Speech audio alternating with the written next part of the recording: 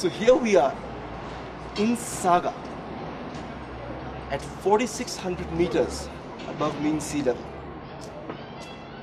You know, after my post yesterday at Lalongla Pass, that was at 5,000 plus meters above sea level.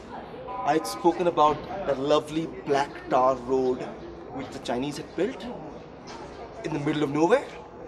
I think I spoke too soon.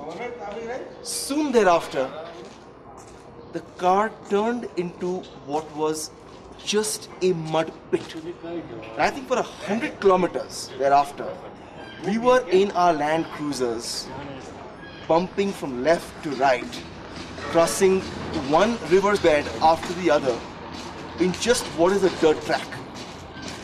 Whatever we had eaten was fully digested by the time we reached here.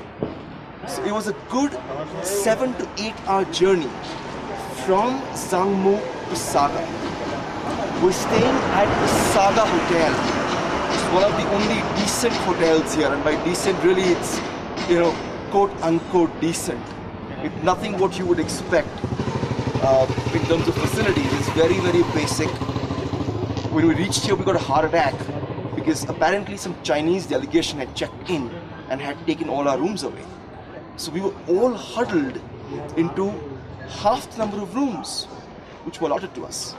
So we are between 4 and 8 people in one room. But I tell you, that's the fun of the yatra. Not only Saga is a very strange town. It's very small, it's a military town, and 3 or 4 things strike me. A, it's very dusty. B, it's a town which is being developed and constructed from scratch. Here you have a very old side of Saga, and then you have a relatively new side which you see behind me, which is under construction. So probably a couple years from now, it'll look very different. You also see a lot of people, especially the locals, smoking away and drinking incessantly. So you'll find a lot of the shops, every second shop is either an STD or an ISD center, or it's a liquor shop. Today is a rest day. We have an Aarti in the evening on the banks of the Brahmaputra.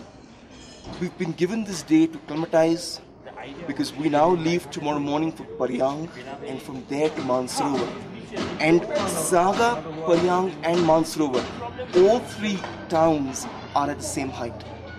So we've been given a day off and all of us are just rejuvenating, recharging our batteries. When we got here in the evening yesterday, a lot of people from our group fell ill. So people were complaining of all kinds of things, from headaches to nausea to people were vomiting, and that's because of high altitude sickness.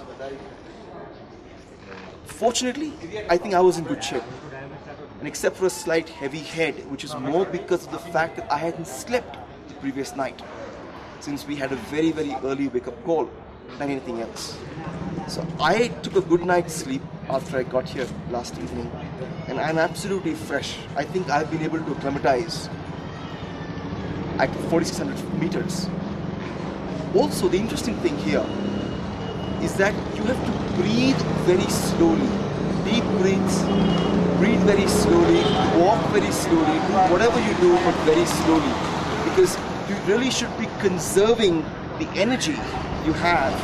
So we've been told not to run up the stairs and down, take it really easy, as if you're leading life in slow motion.